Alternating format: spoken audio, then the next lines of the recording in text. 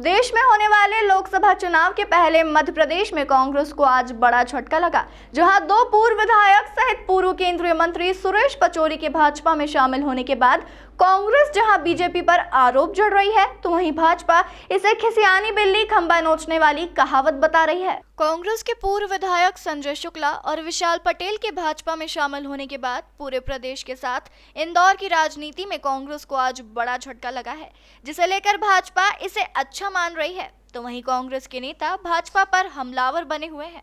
भाजपा के प्रदेश प्रवक्ता गोविंद मालू ने कांग्रेस को लेकर कई तरह के तंज कसे और कहा कि खिसियानी बिल्ली खंबा नोचे वाले हाल कांग्रेस के बने हुए हैं। उन्होंने कहा कि भाजपा में जो नेता शामिल हो रहे हैं उनका स्वागत है, और जो कांग्रेसी कांग्रेस की रीति नीति से तंग आ गए हैं, जिनकी विचारधारा कांग्रेस से मेल नहीं खा रही है, वह भाजपा में शामिल हो रहे हैं। इसके पहले भी हुए हैं अनेक दलों से लोग जो भारतीय जनता पार्टी की विचारधारा, कार्यपद्धति और देश के विकास के साथ आना चाहते हैं, और कांग्रेस की राष्ट्र विरोधी नीति और संस्कृति विरोधी नीति, जिन्होंने राम मंदिर के निमंत्रण को अस्वीकार करके और उस वोट बैंक की राजनीति करके पराकाष्ठा कर दी भारत की सनातन संस्कृति के साथ जो मजाक कर रहे हैं, ऐसे कई सारे लोग जो मन से दुखी थे, पीड़ित थे, उनकी उपेक्षा से पीड़ित थे, उनके नेतृत्व की संवादहीनता से पीड़ित थे। वो जो विचार कांग्रेस का किसके ज़माने में रहा, उससे अलग हट गई कांग्रेस, तो वो लोग कांग्रेस ही नहीं, अन्य दलों के लोग भी भारतीय जनता पार्टी में हम एक सर्वग्राही, सर्वव्यापी, सर्वस्पर्शी भाजपा हमारी है।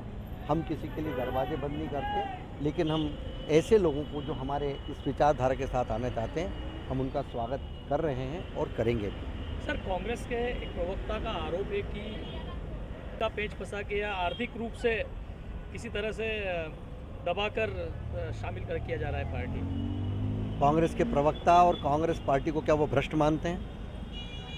कि भ्रष्ट हैं वो?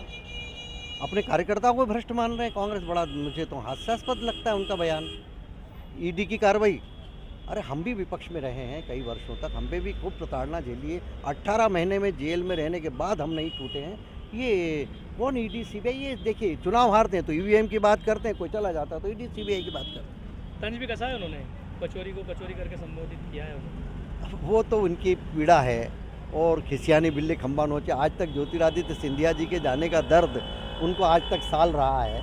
ऐसे ही सुरेश पचौरी अपने घर को संभालने की बजाय वो दोषारोपण करें और कार्यकर्ता के खिलाफ, जो उनका कार्यकर्ता वर्षों से रहा, वो चला गया, क्यों चला गया, उसकी मीमांसा करने के बजाय वो उस पर तंज कसे, तो कांग्रेस की मेरे को मानसिकता और बुद्धि पर तरस आता है। मुझे लगता है उनके मानसिक बीमारी का इलाज कराना पड़ेगा। सर, एक और राहुल गांधी की न्याय यात्रा जो है, और दूसरी ओर लगातार आप देख रहे हैं किस तरह के बदलाव हो रहे हैं। किस तरह पार्टी में न्याय हो रहा है, ये लोगों के जाने से पता लग रहा है। वो न्याय यात्रा है कि अन्याय यात्रा है।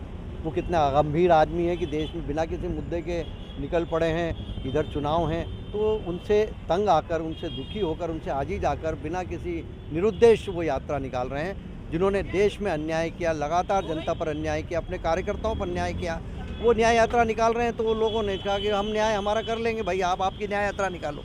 कांग्रेस प्रवक्ता का एक और आरोप है कि दरी बिछाने वाले जो कार्यकर्ता हैं बीजेपी में, अब उनकी अनसुनी होगी। उनको हमारी चिंता करने की जरूरत नहीं, अपनी पार्टी की चिंता करें। वो लोकसभा चुनाव टिकट पे नाम घोषित नहीं हुए, ना महिला। हमारे तो सबसे ज़्यादा नाम घोषित हुए हैं, और हमारे यहाँ तो एक व्यक्ति नाम घोषित थोड़ी करता है, पर पूरी चुनाव समिति है, उसमें केंद्रीय चुनाव समिति, प्रदेश चुनाव समिति, उसमें डिस्कशन होता है, उसमें विचार विमर्श होता है, जो श्रेष्ठ होता है उससे करते हैं। और चुनाव रणनीतिक मामला है, अभी तो चुनाव की घोषणा नहीं हुई भाई, हम तो सबसे आगे हैं अभी।